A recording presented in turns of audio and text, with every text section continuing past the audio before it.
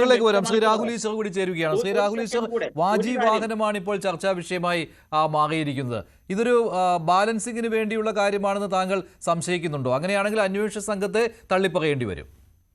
രണ്ട് കാര്യങ്ങൾ. ഒന്ന്, ശ്രീ അനിൽ വിലയിൽജിയും ഞാനും എപ്പം ചർച്ചയ്ക്കിരുന്നാലും 90% കാര്യങ്ങളിൽ വിയോജിക്കുന്ന വ്യക്തിയാണ്. പക്ഷേ ഇന്ന് ഞാൻ പറയുന്നതിനേക്കാൾ നന്നായി അദ്ദേഹം കൃത്യമായ വസ്തുതകൾ അവിടെ പറയുകയുണ്ടായി. അദ്ദേഹത്തിന് അതിന് പ്രണാമം അർപ്പിക്കുന്നു. യഥാർത്ഥത്തിൽ CPM-ന്റെ ഗ്രഹസമ്പർക്കത്തിന്റെ ഇരയാണ് തന്ത്രി. അവിടെ പോകുമ്പോൾ സ്വർണം കട്ടത് ആരപ്പാ എന്ന് ചോദിക്കുമ്പോൾ അത് ഞങ്ങളൊന്നുമല്ല, തന്ത്രി അടക്കമുള്ളവരാണ് എന്ന് പറയാൻ വേണ്ടി വളഞ്ഞ വഴിയിൽ ഒരു ബാലൻസ് ചെയ്യാൻ വേണ്ടി ഇവർ ചെയ്തതാണെന്നുള്ളതാണ് സത്യം. ഒന്ന് ആലോചിച്ച് നോക്കിയേ, തന്ത്രി എന്ത് ചെയ്തു എന്നാ പറയുന്നത്. അതായത് ഇപ്പൊ ശ്രീ ശ്രീജിത്ത് പണിക്കർ അടക്കം വളരെ വ്യക്തമായി തന്നെ ഒരു വീഡിയോയിലും ഫേസ്ബുക്ക് പോസ്റ്റിലൂടെ ഒക്കെ തന്ത്രസമുച്ചയം അടക്കമുള്ള കാര്യങ്ങൾ എടുത്തുകൊണ്ടുവന്ന് എന്താണ് അതിന്റെ ആചാരങ്ങൾ അല്ലെങ്കിൽ ദൈവീക ചൈതന്യമുള്ള കാര്യങ്ങളെ എങ്ങനെ ഡീൽ ചെയ്യണം തുടങ്ങിയ കാര്യങ്ങൾ അദ്ദേഹം വ്യക്തമായി പറയുന്നുണ്ട്. ഒരു പക്ഷെ അദ്ദേഹത്തിന്റെ അവസരത്തിൽ അദ്ദേഹം അത് പറയുമായിരിക്കും. അപ്പൊ തന്ത്രിയെ മനഃപൂർവ്വം ഈ കേസിൽ കുടുക്കി കഴിഞ്ഞാൽ CPM-കാരിൽ നിന്ന് ഫോക്കസ് മാറും, കേസ് ഡീഫോക്കസ്ഡ് ആകും. ശ്രീ മഞ്ജുഷ്, ഒറ്റ കാര്യം എനിക്കൊരു സംശയം, 2012 ദേവസ്വം കമ്മീഷണറുടെ ഉത്തരവിന് ഒരു വിലയും ഇല്ല എന്നാണോ?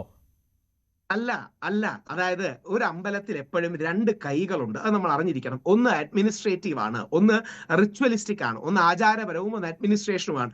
ഇതിൽ ആചാരപരമായ ഒരു കൈ അല്ലെങ്കിൽ വിശ്വാസി, തന്ത്രി, ഇവരെല്ലാം കൂടെയാണ് പ്രധാനമായിട്ട് ഇത് കൈകാര്യം ചെയ്യുന്നത്. എന്നാൽ നേരെ തിരിച്ച് ഈ അഡ്മിനിസ്ട്രേറ്റീവായ കാര്യങ്ങൾ ദേവസ്വം ബോർഡാണ് കൈകാര്യം ചെയ്യേണ്ടത്. ദേവസ്വം ബോർഡിന് വന്ന ഭരണ പരാജയങ്ങളാണ് യഥാർത്ഥത്തിൽ നമ്മൾ ഇവിടെ കാണുന്നത്. ആ ഭരണ പരാജയങ്ങളെ തന്ത്രിയുടെ തലയിൽ കെട്ടിവെക്കാൻ നോക്കി, തന്ത്രിയിൽ എന്തോ കണ്ടെത്തി എന്നൊക്കെയാണ് പറയുന്നത്. വാജിവാഹനം കൈമാറിയത് ദേവസ്വം ബോർഡിന്റെ ഭരണപരാജയമല്ലേ എന്ന് ഞാൻ ചോദിച്ചാൽ, രാഹുൽ, ഈ വാജിവാഹനം ഇത് വിലപിടിച്ച വസ്തുവാണല്ലോ. വിലപിടിച്ച വസ്തുവാണല്ലോ വാജിവാഹനവും. അല്ല, ഈ സാധനത്തിന്റെ ബേസിക് തിയറിയും കൂടെ മഞ്ജുഷ് അറിഞ്ഞിരിക്കണം, എന്നാലേ എന്റെ ഇതാവും. അതായത് ചില ആൾക്കാർ പറയുന്നത് ഇതിന്റെ മേൽ ഇറീഡിയം ഉണ്ട്, അതിന് 500 കോടി രൂപയുടെ വിലയുണ്ടെന്നൊക്കെ ഒരുപാട് തിയറീസ് ഉണ്ട്. അങ്ങനെയൊന്നും ഇല്ല. അതായത് ഇറീഡിയം, റൈസ് പുള്ളർ, വെള്ളിമൂങ്ങ പോലുള്ള തിയറികൾ വെച്ച് താഴിക കുടങ്ങളും ഇതുമൊക്കെ ഒരുപാട് കോടിക്കണക്കിനോ 1000 കോടി രൂപയൊക്കെ വിലയുണ്ടെന്ന് പറയുന്നു. അപ്പം തന്ത്രി ഇത് മറിച്ച് ഹൈദരാബാദിലെയും തെലങ്കാനയിലെയും ഏതോ വലിയ ആൾക്ക് വിറ്റു എന്നാണ് പറഞ്ഞത്. ഈ വിവാദം ഉണ്ടായപ്പോൾ തന്ത്രി പറഞ്ഞു ചില തെറ്റിദ്ധാരണകൾ ഹൈന്ദവ പ്രസ്ഥാനങ്ങളിൽ ചില ആൾക്കാർക്കും ഉണ്ടായി. തന്ത്രി പറഞ്ഞു അത് തിരിച്ചു കൊടുക്കാൻ റെഡിയാണ്, ദേവസ്വം ബോർഡ് എടുക്കട്ടെ. ആ രീതി തന്ത്രിക്ക് എന്ത് ലാഭം ഉണ്ടാവാനാണ്? അതേ വാജിവാഹനം തന്നെയാണോ ഇപ്പോൾ കണ്ടെടുത്തത് ഈ തന്ത്രിക്ക് കൈമാറിയ? അല്ല, തീർച്ചയായിട്ടും അത് തന്നെയാണ്. അത് അന്വേഷിച്ചാൽ കിട്ടുകയും ചെയ്യും. ഇപ്പോ യഥാർത്ഥത്തിൽ ഈ സ്ട്രാറ്റജി ഒന്ന് നോക്കിയേ. യഥാർത്ഥത്തിൽ സ്വർണ്ണക്കൊള്ളയെന്ന് വിഷയം മാറി, വാജിവാഹനത്തിലേക്ക് വിഷയം മാറുകയും തന്ത്രിയെ കൂടുതൽ ദിവസം ജയിലിൽ ഇടാനുള്ള തന്ത്രമായി അത് മാറുകയും ചെയ്തു. ഇതല്ലേ യഥാർത്ഥത്തിൽ സംഭവിച്ചത്. നേരത്തെ ഹസ്കർ ഇറിഡിയത്തിന്റെ കാര്യം പറഞ്ഞിരുന്നു. ഹസ്കർ ഇറിഡിയത്തിന്റെ കാര്യം താങ്കളാണല്ലോ ഇവിടെ ഉന്നയിച്ചത്. രാഹുൽ, അത് പറയുന്നത് ശ്രദ്ധിച്ചുവല്ലോ താങ്കൾ? അല്ല, അതിന്റെ ശാസ്ത്രീയ വശത്തെ കുറിച്ച് എനിക്ക് നിലവിൽ യാതൊരു അറിവില്ല. ഇങ്ങനെ പറഞ്ഞു കേൾക്കുന്നു, ഇങ്ങനെ ഊഹാപോഹങ്ങളും കെട്ടുകഥകളും ഇത് സംബന്ധിച്ച് പറയുന്നു. ഇത്തരം വിഗ്രഹങ്ങളിൽ പൊതു ഇടങ്ങളിൽ അല്ലെങ്കിൽ തുറസായ സ്ഥലങ്ങളിൽ ഇരിക്കുന്ന മെറ്റലുകളിൽ ഇടിമിന്നലേറ്റതിനു ശേഷം അതിൽ രൂപാന്തരം പ്രാപിക്കുമെന്ന് അത് ശാസ്ത്രീയമായി എനിക്കറിയില്ല. ഞാനത് തുറന്നു തന്നെ സമ്മതിക്കുക. ഇങ്ങനെ ചിലർ പറയുന്നു, അതുകൊണ്ട് അതിന് അമൂല്യത കൂടുമെന്നും അമൂല്യമായ വിലകൾ കിട്ടുമെന്നും കോടിക്കണക്കിന് രൂപയ്ക്ക് വിലയുണ്ടെന്നും. കോടിക്കണക്കിന് രൂപ വിലയുള്ളത് അല്ലല്ല, ദേവചൈതന്യം കൊണ്ട്, ദൈവ സാന്നിധ്യം കൊണ്ട്, ശബരിമലയിലെ വസ്തുവായതിനാൽ അതിനൊരു ആന്റിക് വാല്യൂ ഇല്ലേ? അതിന് അമൂല്യ വസ്തു അല്ലേ അത്? ഒരു കാര്യം ഹസ്കർ സാറിനോട് ആഡ് ചെയ്തോട്ടെ. എനിക്ക് തോന്നുന്നു ഹസ്കർ സാർ ആ ഇടത് പുരോഗമന സ്ഥാനം രാജിവെച്ചത് കൊണ്ടാണ് പൊതുവെ ഇടതുപക്ഷക്കാര് പറയാത്ത ഈ ഇറീഡിയം, വെള്ളിമൂങ്ങ പോലുള്ള തിയറികൾ പറയുന്നതെന്ന് തോന്നുന്നു. ഇതിന്റെ പ്രശ്നം എന്താ അറിയോ? അങ്ങനെ കോൺസ്പിറസി തിയറീസ് പറഞ്ഞു കഴിഞ്ഞാൽ അതിന് അവസാനമില്ല. യഥാർത്ഥത്തിൽ തന്ത്രി ഒന്നും ചെയ്തില്ല. തന്ത്രിയെ കൊടുക്കുന്നതിന്റെ റീസൺ CPM-ന് രക്ഷപ്പെടാനാണ്. യഥാർത്ഥത്തിൽ തന്ത്രിക്ക് എങ്ങനെ പ്രകടമായ രാഷ്ട്രീയമൊന്നുമില്ല, ഒരു സാധാരണ ഹിന്ദു വിശ്വാസി മാത്രമാണ്. ഇവിടെ തന്ത്രി എന്തായാലും കുടുങ്ങി. ഇവിടെ തന്ത്രി മാത്രമല്ല, അജയ് തറയിൽ എന്ന കോൺഗ്രസ് അംഗവും അന്ന് ദേവസ്വം ബോർഡ് അംഗമായിരുന്ന അജയ് തറയിലും കുടുങ്ങാൻ പോവുകയാണ്. അതാണ് പറഞ്ഞത്. കുറച്ച് അതായത് ഇത് ശബരിമല ഒരു പൊളിറ്റിക്കൽ ഫുട്ബോളായി യൂസ് ചെയ്യാൻ. ഇനി കോൺഗ്രസും അല്ലെങ്കിൽ CPM-ഓ അങ്ങോട്ടും ഇങ്ങോട്ടും അടിച്ചോട്ടെ, പക്ഷേ തന്ത്രി അടക്കം വിശ്വാസത്തിന്റെ മേഖലയിൽ നിൽക്കുന്നവരെ ഇതിലേക്ക് കൊണ്ടുവരരുത്. കാര്യം അവർക്ക് ഇതിനെക്കുറിച്ച് ഒരു ക്ലൂ ഇല്ല. CPM-ഉം കോൺഗ്രസും 2026 ഇലക്ഷന് വേണ്ടി അങ്ങോട്ടും ഇങ്ങോട്ടും ഫുട്ബോൾ കളിക്കുന്നതിന്റെ ക്രോസ് ഫയറിൽ പലപ്പോഴും പെട്ടുപോകുന്നത് വിശ്വാസികളും തന്ത്രിയും ഒക്കെയാണ്. അദ്ദേഹത്തെ അങ്ങോട്ട് വിളിച്ചു പറഞ്ഞു, പ്രത്യേകിച്ച് പ്രയാർ സാർ ഇരുന്നപ്പോഴാണ്. പ്രയാർ സാർ വലിയൊരു വിശ്വാസിയാണ്. പ്രയാർ സാർ ഇരുന്നപ്പം തന്ത്രിയെ വിളിക്കുകയും അങ്ങോട്ട് കൊടുക്കുകയും ചെയ്തു. തന്ത്രി അതിനെക്കുറിച്ച് എന്ത് ചെയ്തു എന്ന ഒറ്റ കാര്യം കൂടെ പറഞ്ഞ് അവസാനിപ്പിക്കാം.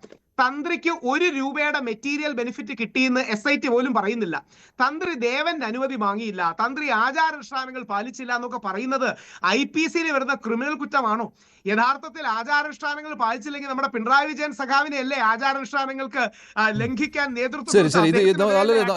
ഇവിടുത്തെ വാദം വാജിവാഹനമാണ്. അത് ശ്രീജിത്ത് പണിക്കർ, ഇത് അജയ് തറയിലേക്കും അന്വേഷണം പോകാനുള്ള ഒരു സാധ്യത താങ്കൾ കാണുന്നുണ്ടോ ഈ 2012 ദേവസ്വം ബോർഡിന്റെ ഉത്തരവനുസരിച്ച്?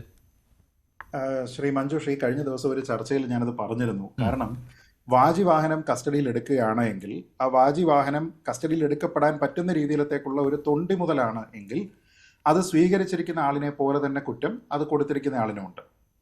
ഒരു വേള കൊടുത്തിരിക്കുന്ന ആളിന് കുറ്റം കൂടുതലുമാണ്, നമുക്കതറിയാമല്ലോ. അപ്പോൾ അങ്ങനെയാണെങ്കിൽ അത് കൊടുത്തിരിക്കുന്നത് ആര് ഭരിച്ചിരുന്ന സമയത്തെ ഭരണസമിതിയാണ്, ആ ഭരണസമിതിയിലെ അംഗങ്ങൾ ആരൊക്കെയാണ്, അവരുടെ രാഷ്ട്രീയ പശ്ചാത്തലം എന്താണ് എന്നൊക്കെ നോക്കിക്കഴിഞ്ഞാൽ അജയ് തറയിൽ എന്നുള്ള ഒരു കോൺഗ്രസ്സുകാരനെ കൂടെ ഇതിലേക്ക് ഉൾപ്പെടുത്താനായിട്ടുള്ള ഒരു സാധ്യത അവിടെയുണ്ട്. അവരെന്തെങ്കിലും തരത്തിലുള്ള തെറ്റ് ചെയ്തിട്ടുണ്ടെങ്കിൽ, ആചാരാനുഷ്ഠാന വിരുദ്ധമായിട്ട് എന്തെങ്കിലും ചെയ്തിട്ടുണ്ടെങ്കിൽ അവർക്കെതിരെയൊക്കെ തന്നെ എന്തെങ്കിലും നടപടികൾ സ്വീകരിക്കാൻ കഴിയുമെങ്കിൽ അതൊക്കെ ചെയ്തോട്ടെ. പക്ഷേ ഇവിടുത്തെ ഒരു പ്രധാനപ്പെട്ട പ്രശ്നം, നമ്മളെല്ലാം ചർച്ച ചെയ്തുകൊണ്ടിരിക്കുന്നത് ഈ 2012 ഓർഡറിനെ കുറിച്ചാണല്ലോ. ഈ 2012 ഓർഡറിന്റെ നിയമപരമായിട്ടുള്ള പ്രസക്തി, അതിന്റെ വാലിഡിറ്റി, അതിന്റെ ക്രെഡിബിലിറ്റി എന്താണ് എന്നുള്ളതാണ് പ്രധാനപ്പെട്ട കാര്യം. ആചാരാനുഷ്ഠാനങ്ങളുടെ കസ്റ്റോഡിയൻ തന്ത്രിയും ഭരണനിർവഹണത്തിന്റെ കസ്റ്റോഡിയൻ ദേവസ്വം ബോർഡുമാണ്. അത് കേവലം ദേവസ്വം ബോർഡിന്റെ നിയമാവലി പ്രകാരം മാത്രമല്ല, ആചാരാനുഷ്ഠാനങ്ങളുടെ കസ്റ്റോഡിയൻ തന്ത്രിയാണ് എന്നുള്ളത് വളരെ കൃത്യമായിട്ട് സുപ്രീം കോടതി വരെ തന്നെ പറഞ്ഞിട്ടുള്ളതാണ്. അത് എല്ലാ ക്ഷേത്രങ്ങളിലും അങ്ങനെ തന്നെയാണെന്നുള്ളത് നമുക്കറിയാം. അപ്പോൾ അങ്ങനെയാണെങ്കിൽ നമ്മൾ ഈ ഓർഡറിലെ പ്രസക്ത ഭാഗം എന്തിനെക്കുറിച്ചാണ് പറയുന്നത് എന്ന് നോക്കുക. ക്രിയാദികൾക്ക് ശേഷം ആചാരപരമായി തന്ത്രിക്ക് അവകാശപ്പെട്ടവ കൊണ്ടുപോകുന്നത് സംബന്ധിച്ച് ഒന്നാലോചിച്ച് നോക്കുക. ബോർഡ് തന്നെ പറയുന്നത് ആചാരപരമായി തന്ത്രിക്ക് അവകാശപ്പെട്ട കാര്യം കൊണ്ടുപോകുന്നതിനെ കുറിച്ച് എന്നാണ് പറയുന്നത്. അപ്പോൾ ബോർഡ് തന്നെ പറയുന്നു ഇത് എന്തിനെ കുറിച്ചാണ്? ആചാരത്തിനെ കുറിച്ചാണ്. ആചാരത്തിനെ കുറിച്ച് ഒരു ഓർഡർ ഇടുന്നതിന് വേണ്ടി ദേവസ്വം ബോർഡിന് അധികാരമുണ്ടോ എന്നുള്ളതാണ് ഒന്നാമത്തെ ചോദ്യം. ഇല്ല എന്നാണ് ഞാൻ മനസ്സിലാക്കുന്നത്. കാരണം അത് ഭരണനിർവഹണവുമായി ബന്ധപ്പെട്ട കാര്യമല്ല, ആചാരപരമായിട്ട് തന്ത്രിക്ക് അവകാശപ്പെട്ടതാണ് എന്ന് ഈ ഓർഡറിൽ എഴുതുന്നതിന് ദേവസ്വം ബോർഡിന് ഒരു ബുദ്ധിമുട്ടുമില്ല. എന്ന് വെച്ചാൽ ആചാരപരമായിട്ടുള്ള ഒരു കാര്യത്തിനെക്കുറിച്ച് ആർബിട്രറി ആയിട്ടുള്ള ഒരു ഓർഡർ ദേവസ്വം ബോർഡ് ഇറക്കിയിരിക്കുന്നു എന്നുള്ളതാണ് അതിൽ നിന്ന് മനസ്സിലാക്കേണ്ടത്. ഇനി നമ്മൾ അതിൻ്റെ താഴേക്ക്, അതിൻ്റെ ബാക്കി ഭാഗങ്ങളിലേക്ക് പോയി കഴിഞ്ഞാൽ പറയുന്നത് നോക്കൂ. ക്ഷേത്രങ്ങളിൽ ദേവചൈതന്യം സംക്രമിക്കപ്പെട്ട് ആചരിച്ചു പോരുന്നവയും അങ്ങനെ അല്ലാത്തവയുമായ ഭൗതിക വസ്തുക്കൾ, ഇങ്ങനെയുള്ള വസ്തുക്കൾ ഉണ്ടെന്ന് നമുക്കറിയാം. ഇനി അതിനെ നമ്മൾ ഈ തരത്തിലുള്ള ഒരു വാഹനവുമായി തന്നെ ബന്ധപ്പെടുത്തി അങ്ങനെയാണെന്ന് കരുതിക്കോളൂ. അതിലൊരു വസ്തു വാജിവാഹനം. അതെ, വാജിവാഹനമാണെന്ന് കരുതിക്കോളൂ. കേടുപാടുകൾ ഉണ്ടാകുമ്പോഴോ, അതായത് എന്തെങ്കിലും തരത്തിലുള്ള കേടുപാട് അതിനുണ്ടായിട്ട് അതിനെ റിപ്പയർ ചെയ്യുന്നതുമായി ബന്ധപ്പെട്ടാണ് പറയുന്നത്. വാജിവാഹനവുമായി ബന്ധപ്പെട്ട് എന്തെങ്കിലും തരത്തിലുള്ള കേടുപാടുകൾ അതിനുണ്ടോ എന്ന് ചോദിച്ചാൽ ഇല്ല.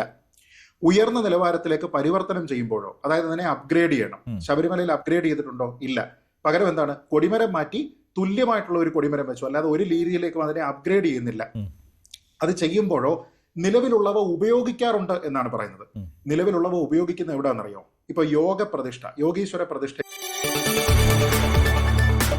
കൂടുതൽ വാർത്തകൾക്ക് News 18 Keralam YouTube channel subscribe ചെയ്യുക.